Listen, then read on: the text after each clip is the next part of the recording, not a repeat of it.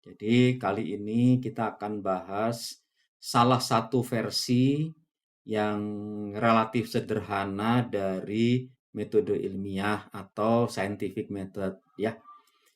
Secara garis besar, penelitian atau riset selalu didahului dengan perumusan hipotesa yang secara sederhana atau secara singkat dapat dikatakan sebagai jawaban awal ya atau dugaan awal mengenai penyelesaian suatu permasalahan penelitian. Kemudian, hipotesa tersebut akan diuji melalui proses validasi yang intinya adalah eksperimen ya atau komponen utama dari penelitian. Nah, jika hipotesa itu dianggap valid, bisa diterima, maka hasil akhirnya adalah suatu kesimpulan dari penelitian yang sudah dibuat, ya, penelitian yang sudah dilakukan. Nah, namun jika hipotesa awal yang sudah kita buat ternyata tidak berlaku atau tidak benar setelah melalui proses validasi, maka ada opsi untuk menolak hipotesa tersebut. Atau dapat pula kita melakukan modifikasi terhadap hipotesa yang sudah terbukti tidak atau kurang valid. Beberapa elemen atau karakteristik yang dapat menjelaskan hipotesa itu ada di sini saya berikan sebagai highlight ya dari apa yang sudah ada di teks. Ada yang hanya disebut saja di teks, ada juga yang dijelaskan atau diberikan keterangan agak panjang. Ya. Jadi saya tidak akan menjelaskan satu persatu. Nah, silahkan Anda baca kembali tulisan lengkapnya dan Anda coba pahami dengan menggabungkannya dengan penjelasan saya di sini. Semestinya Anda juga bisa mencari materi tambahan lain yang mungkin bisa lebih memperjelas lagi apa itu hipotesa atau yang lebih umum apa itu metode ilmiah. Nah, yang ingin saya tambahkan penjelasannya di sini adalah masalah hipotesa itu bisa dinyatakan secara eksplisit, tapi dapat juga tidak dinyatakan secara eksplisit, tapi cukup implisit saja. Dalam penulisan laporan penelitian atau tesis ya, atau publikasi yang mendokumentasikan hasil penelitian, hipotesis ini biasanya dituliskan ataupun dieksplisitkan sebagai satu subbab dalam pendahuluan. Nah, dalam beberapa bidang ilmu, hipotesis ini bisa saja tidak perlu disampaikan secara eksplisit, sehingga kalau dicari di tulisan itu kadang-kadang juga tidak ada. Nah, cukup disampaikan dalam laporan atau dalam tesis yang memang tidak ingin mengeksplisitkan hipotesis, itu cukup dituliskan tujuan penelitian adalah ya. Nah, soal hipotesa harus eksplisit maupun cukup implisit saja, ini nanti tergantung kepada pembimbing Anda masing-masing. Ada yang memang mengharuskan bahwa hipotesa itu harus eksplisit, sehingga kemudian rumusannya akan dibahas agak panjang lebar. Tapi ada juga yang tidak merasa perlu mengeksplisitkan hipotesa. Sekali lagi ini tergantung masing-masing dosen pembimbing tesis Anda nanti. Nah, untuk memperjelas lagi hipotesis itu apa ya, secara sederhana hipotesa dapat dinyatakan sebagai pernyataan jika dan maka. Ya, jika begini, maka diperkirakan atau diharapkan akan begitu. Ya, ini garis besarnya. Tentu saja ini hanya formulasi untuk membantu merumuskan apa itu hipotesa. Ya. Pola penulisan hipotesa kira-kira seperti apa. Ya, ada juga yang memformulasikan bahwa hipotesa itu adalah educated guess. Ya. Tadi sudah saya sampaikan, dengan kata lain adalah jawaban awal ya, dari suatu permasalahan. Kalau di sini disampaikan bahwa ini adalah tebakan pintar, tebakan terdidik dari satu permasalahan. Misalnya jika suatu permasalahan A dapat diajukan usulan bahwa solusinya adalah B atau metode B.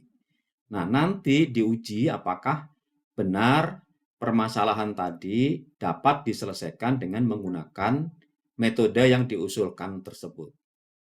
Ya. Nah, berikutnya ini adalah validasi ya. Jadi, secara umum validasi adalah proses untuk menguji apakah hipotesa yang kita ajukan itu benar atau tidak. Nah, saya juga tidak akan menjelaskan satu persatu elemen dari karakteristik ya dari validasi ini. Validasi yang penting adalah sifat objektivitas ya, dinyatakan secara kuantitatif. Selain itu, penelitian yang baik juga harus bisa diduplikasi ya, harus bisa direproduksi. Di sini ada istilah repeatability yang meningkat menjadi reproducibility, dan yang paling tinggi adalah replicability. Nah, itu keterangannya ada di sana, silakan Anda camkan baik-baik ya. Anda bisa cari informasi tambahannya mengenai ketiga hal itu. Di sini bisa digambarkan bahwa penelitian yang baik itu harus seperti apa. Bisa diulang ya, oleh orang lain.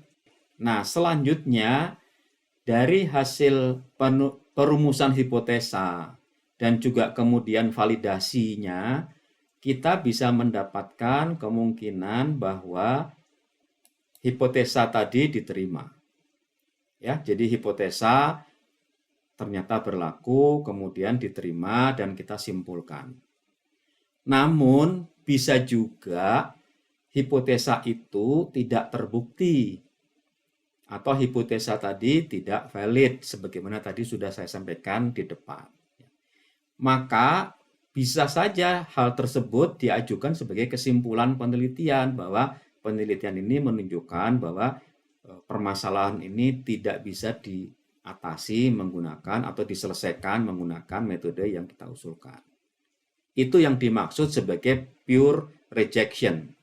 Nah, hipotesa yang terbukti salah ya, pada dasarnya adalah juga pengetahuan baru.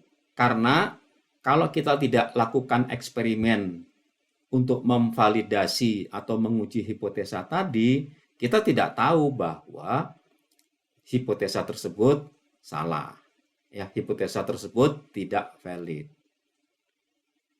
Jadi, keberlakuan hipotesa yang sudah kita usulkan di awal itu teruji bahwa itu tidak valid hanya jika kalau kita melakukan penelitian. Jadi hasil istilahnya itu hasil negatif itu bisa juga merupakan pengetahuan baru. Bisa juga diklaim sebagai hasil penelitian. Tapi untuk kepentingan tesis ya, yang hanya mungkin ya sekali seumur hidup ya, tugas akhir, disertasi apalagi, masa kesimpulannya seperti itu. Oleh karena itu, yang disebut sebagai pure rejection ini jarang sekali dilakukan. Yang sering dilakukan adalah kita memodifikasi hipotesis dan kemudian kita melakukan validasi kembali. Jadi hipotesisnya diubah atau dimodifikasi. Kemudian kita bisa melakukan validasi kembali, bisa dengan validasi yang sama atau validasinya juga kita modifikasi sehingga memberikan peluang lebih besar kemungkinan bahwa hipotesa tadi teruji dan valid. Ya, itu alternatifnya di bidang penelitian, di pelaksanaan metode ilmiah memang seperti itu. Ya. Bukan berarti kita bisa atur-atur gitu ya. Nah, diskusinya bisa panjang mengenai hal ini, tapi sementara kita cukupkan seperti itu bahwa hipotesa bisa dimodifikasi jika kemudian ternyata setelah proses validasi, setelah eksperimen, hipotesa tersebut tidak atau kurang valid. Nah, jadi proses iteratif dari perumusan hipotesa, terus kemudian validasi, baik itu positif maupun negatif ya, yang kemudian kalau negatif hipotesa bisa dimodifikasi dan kemudian divalidasi kembali, itu merupakan proses yang sifatnya iteratif untuk membangun pengetahuan baru. Sebab kalau hal tersebut tidak dilakukan, ya, kita tidak melakukan penelitian, maka kita tidak akan tahu apakah hipotesa yang kita usulkan di awal tadi valid atau tidak. Nah, saya kira itu yang terkait dengan artikel yang sudah saya sampaikan. Sekali lagi ini hanya highlights dari apa yang ada di artikel itu. Mudah-mudahan bisa memberikan penjelasan tambahan, konteksnya adalah untuk pemahaman Anda dalam membaca atau mencermati artikel tersebut. Ya. Nah, yang saya sampaikan barusan memang hanya intinya saja. Mudah-mudahan bisa dipahami dan kalau ada pertanyaan saya persilahkan.